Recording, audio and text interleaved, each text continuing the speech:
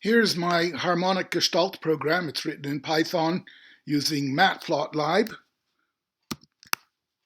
It presents a stimulus screen. If I click here, it produces a stimulus point.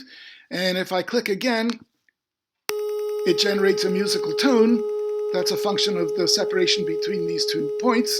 Here we see the Fourier transform with a DC term in the center and a single peak either side. And if I move this point closer, the frequency increases. If you halve the distance, it doubles the frequency. Now, if I present a third point, now we get a more complicated waveform because there's 3 different distances here. Each one has its own note. And if I move this point around, as it gets more asymmetrical, more peaks appear.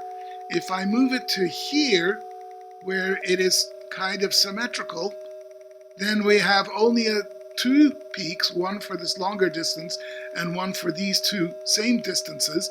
And if I move it up higher, created a new point there, and now we see an even more complicated pattern. But you can see that the simplicity of the harmony is a function of the simplicity of the geometry of these points.